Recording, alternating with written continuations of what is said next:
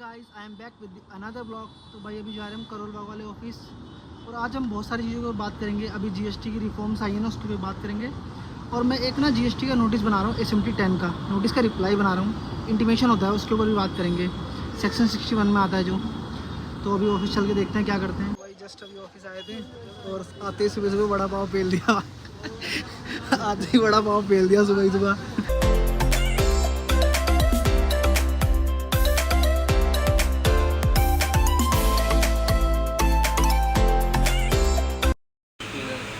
Juice पिला दो सभी का। आज का पूरा दिन दिमाग ख़राब हो गया। मैं ना वो कर रहा था, एक रिफ़ंड की स्टेटमेंट बना रहा था, स्टेटमेंट 3। मतलब बीच में से कुछ काम था, स्टार्टिंग से तो मैम कर रहे थे, उसके बीच में से काम था। बाकी रिफ़ंड के बारे में तो मैं बताता हूँ थोड़ा बहुत। रिफ़ंड क्या होता है, जीएसटी में ना हम 2 केसेस में रिफ़ंड ले सकते हैं। पहला केस तो जब हम एक्सपोर्ट की सप्लाई कर रहे हैं, जो हम एक्सपोर्ट करते हैं without payment of tax LUT route से, ठीक है, तब हम ले सकते हैं रिफ़ंड। और उसके अलावा एक केस और होता है, इन्वर्टेड ड्यूटी स्ट्रक्चर। पहले बताता हूँ तुम्हें इन्वर्टेड ड्यूटी स्ट्रक्चर क्या होता है, उसके बारे में बताता हूँ। CS आर्टिकल है तो बेसिकली CS आर्टिकल को आर्टिकलशिप कैसे मिलती है, अपॉर्चुनिटी, और उसके बारे में। और CS आर्टिकल को क्या काम करना होता है, स्टार्टिंग में क्या करना चाहिए, उन्हें पता है कैसे लगेगा। जब करना है तो आपका प्रोविजन क्लियर हो, तुम्हारे प्रोविजंस क्लियर हो तब करने आओ कंपनी लोग को। बात है यही है। तेरे को आर्टिकलशिप कैसे मिली है, रेफरेंस से मिली है तो। रेफरेंस से मिली। और तुम लोग करते क्या हो CS में? फाइनेंशियल्स फाइल करना है। अभी एनुअल फाइलिंग चल रही है सितंबर के बाद। अभी AGM सबने करी है खत्म, तो ये नोटेड AGM के 30 डेज़ के अंदर ROC को फाइनेंशियल स्टेटमेंट फाइल करने होते हैं, AOC 4। तो अभी वो फाइल कर रहे हैं। सितंबर के बाद हमारी MGT 7 ये फाइल होने स्टार्ट होंगे। MGT 7 AOC 4 MGT 7 इस टाइम ज़्यादा चल रहा है। अभी तुझे कितना टाइम हो गया यहाँ पे? अभी 2 महीने हुए। क्या क्या काम करा है? मैंने सारा मीटिंग्स बनाई हैं, AOC 4 फाइल कर दिया, MGT 7 धीरे धीरे समझ नहीं आया। मीटिंग्स बनाई हैं, मीटिंग्स बनाई हैं, DIR 12 फाइल किया है। DIR 12 DIR 12 yes. ADT 1 file कर लिया है। IDT 1 ADT 1 1 फाइल कर लिया है। और AOC 4 MGT 7 काफ़ी काम कर लिया यार इतने टाइम में तो। ये फम है भाई, इसमें काम है अच्छा ROC का। और उसी का काम तो अच्छा है CS का। तो बाकी मज़े आ रहे हैं। हाँ भाई, बहुत मज़ा आ रहा है। चाय अच्छे। इसको थोड़ा मैं कंटिन्यू करता हूँ थोड़ी देर में, क्योंकि शोर बहुत ज़्यादा हो रहा था मेरे ऑफिस में। तो अभी थोड़ा सा बाहर आ गए हम चाय पीने, यानी चाय वाय पीते हैं, उसके बाद करते हैं कंटिन्यू उस बात को। Hey guys, we are back. तो ऑफिस में थोड़ा शोर आ रहा था तो मैंने वहाँ रिकॉर्ड नहीं करा। अब तो बताता हूँ आराम से बैठ के सारी चीज़ों के बारे में। तो मैं कर रहा था रिफ़ंड, मतलब कर मेमोरी थी, तो वो कहीं चली गई थी किसी काम से डिपार्टमेंट। तो आगे का जो उसका प्रोसीजर था वो मैं फॉलो कर रहा था। तो बताता हूँ तुम्हें सारी चीज़ें रिफ़ंड के बारे में, रिफ़ंड क्या होता है, कैसे होता है और कब मिलता है, जितना मुझे पता है अभी तक। क्योंकि अभी मैंने रिफ़ंड भी एक भी पूरा 0 से लेकर तो नहीं करा, तो अभी आने वाला जब करूँगा तो बताऊँगा। बट बेसिक आइडिया देता हूँ रिफ़ंड के बारे में। रिफ़ंड क्या होता है, रिफ़ंड जनरली 2 केसेस में मिलता है कंपनीज़ को। कब? एक्सपोर्ट के केस में, जब कंपनी एक्सपोर्ट करती है तो वहाँ पे जब विदाउट पेमेंट ऑफ टैक्स, देखो export without payment of tax है, हम कोई टैक्स पे नहीं कर रहे आगे, ठीक है। बट हमारे पास अगर ITC पड़ा हुआ है तो उसका क्या होगा, वो तो कभी यूज़ ही नहीं होगा, तो उसका हमें मिलता है रिफ़ंड, ठीक है। पहला केस ये होता है, एक्सपोर्ट के केस में रिफ़ंड मिलता है विदाउट पेमेंट ऑफ टैक्स, जिसमें LUT रूट लेते हैं वहाँ पे। एक्सपोर्ट के केस में हम ले सकते हैं अपने ITC का रिफ़ंड। और दूसरा केस होता है इन्वर्टेड ड्यूटी स्ट्रक्चर। अगर मैं वर्ड गलत बोल रहा हूँ तो उसको सही कर देना। तो इन्वर्टेड ड्यूटी स्ट्रक्चर क्या होता है, पहले तो मैं उसके बारे में बताता हूँ बेसिकली पूरी डिटेल में। इन्वर्टेड ड्यूटी स्ट्रक्चर क्या होता है, कैसे होता है। तो देखो, एक कोई भी मतलब GST नंबर इसके पास है, वो क्या करता है, पहले सर्विसेज या गुड्स खरीदता है, आगे बेचता है। तो जब भी वो गुड्स एंड सर्विसेज खरीदता है ना, उस पर जो टैक्स पे करता है ना, उसका टैक्स रेट ना ज़्यादा है। मान लो 18% पे वो टैक्स रेट पे कोई भी चीज़ खरीद रहा है, ठीक है।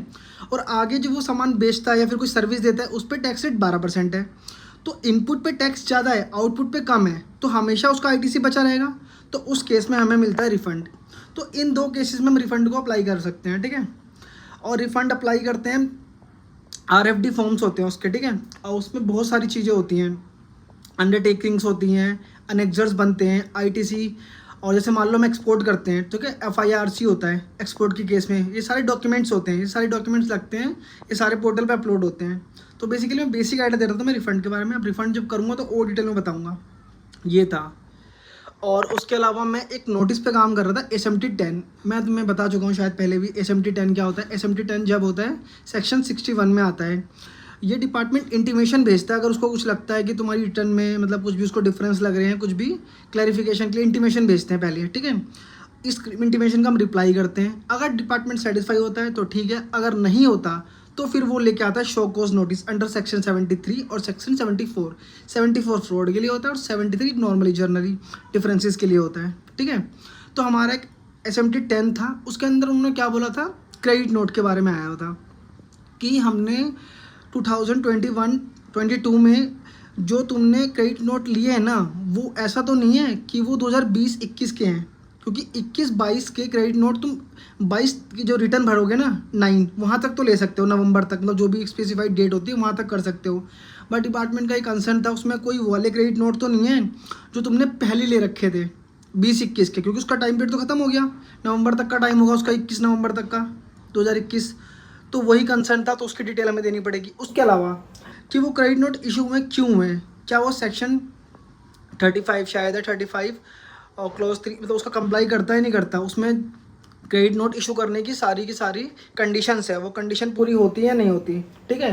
अगर जैसे मानो, पहले एक चीज़ समझो, देखो मैंने कोई सेल करी, ठीक है, मैंने कोई सेल करी, सामने वाला बंदे ने अगर उसका क्रेडिट उसके लिए तो परचेज हो गई, उसको ITC मिल गया, अगर उसने ITC क्लेम कर लिया, ठीक है, और वो अब बाद में मैं क्रेडिट नोट इशू कर रहा हूँ, मैं अपनी सेल्स कम कर रहा हूँ, मैं अपनी आउटपुट टैक्स लायबिलिटी ऐसे कम नहीं कर सकता जब तक सामने वाला बंदा उतना ITC रिफंड नहीं कर देता, ये भी होता है। तो हमें ये भी देखना पड़ता है, पर ये ढूंढना बहुत ही मुश्किल है।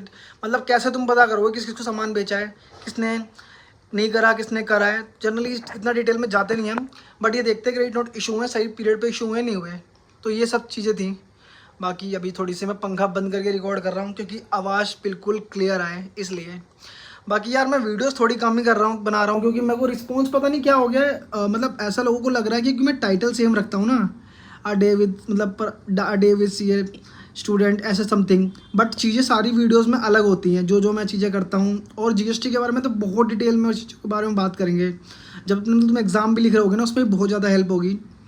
और हाँ, आज मैं बताता हूँ, अभी GST में रिफॉर्म्स आई हैं, GST के रेट्स बहुत सारे कम हुए हैं, तो उसमें तो बहुत सारी चीज़ें बदली हैं, उसके बारे में भी तुम्हें आगे की वीडियो में बताता रहूँगा। बस अगर तुम्हें वीडियो अच्छी लग रही है तो लाइक कर दो, मतलब तुम भूल जाते हो शायद लाइक करना, लाइक करने से कुछ नहीं होगा तुम्हारा, बस एक लाइक कर दिया करो और कमेंट कर दो, अगर तुम कमेंट कर सको तो। शेयर करना तुम्हारी मर्जी, अगर कर सको तो मेरे लिए बहुत अच्छा होगा, ठीक है। वीडियो को लाइक कर दो, और अभी इस वीडियो को एंड नहीं करते, इस वीडियो में आगे ही कंटिन्यू करेंगे, ठीक है। Thank you so much for watching this video guys, we are back with the same blog. तो भाई जा रहे हैं अभी हम ऑफिस फिर से करोल बाग वाले में, क्योंकि मैं नोएडा भी जाने जाता 3 दिन से, बारिश ज़्यादा हो रही नोएडा में। नोएडा और गुड़गांव की तो हालत ख़राब है, इतनी बारिश, इसलिए करोल बाग वाले ऑफिस जा रहा हूँ। तो चलते हैं स्टेडियम में, देखते हैं आज क्या करते हैं। मेरे को नोटिस वैसे कंप्लीट करना है, वो वाला क्रेडिट नोट वाला, बताऊंगा उसके बारे में भी। पहले मैं यहाँ बैठता था, नहीं इस जगह पर माहौल था उस टाइम, पता है, ऊपर पूरा ये एरिया याद है। GST डेली अपडेट में तुम्हें बताता हूँ एक नया केस इंटरेस्टिंग सा। तो पता है क्या हुआ था, एक कंपनी थी, तो उसके ऊपर ना डिपार्टमेंट ने एक ऑर्डर निकाल दिया कि इन्होंने इनवर्ट सप्लाई करी है बोगस से, बोगस मतलब बोगस कंपनी से, बोगस फर्म से, किसी से भी। बोगस फर्म्स क्या होती हैं, जैसे कि जो फर्म एग्जिस्ट नहीं करती, बस हम दिखाते हैं, मतलब टैक्स चोरी करके, चोरी करना ही समझ लो उसको। तो कोई कंपनी एग्जिस्ट नहीं करती, उसको दिखाते हैं, वो कंपनी उसके नाम से बिल काटते हैं। तो इन्होंने डिपार्टमेंट ने ऑर्डर निकाला कि ये इन्होंने इनवर्ट सप्लाई करी है, मतलब परचेजेस करी हैं एक बोगस कंपनी से, शिव ट्रेडिंग एंड कंपनी से, ऐसे करके एक बोगस कंपनी बना दी थी। बट ये लोग बोल रहे हैं कि इन्होंने इनवर्ट सप्लाई करी नहीं, चलो वो सब ठीक है, इन्होंने ऑर्डर निकाल दिया सेक्शन 73 में, ठीक है।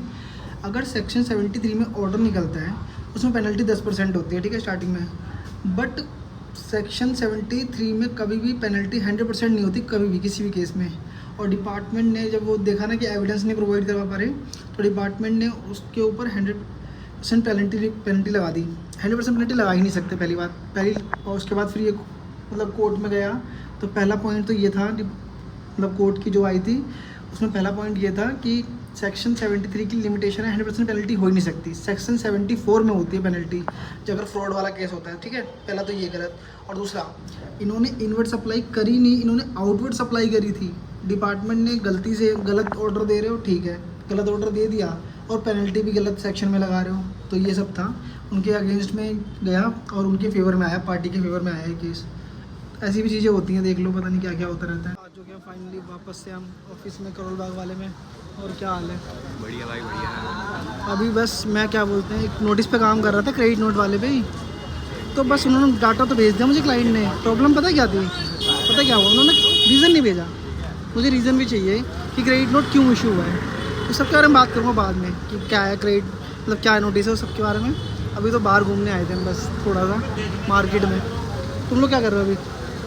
मैं अभी बैलेंस शीट्स का देख रहा हूँ। बैलेंस शीट क्लाइंट उनका पूरा सितंबर की लास्ट डेट है, वही। फाइलिंग करवानी है।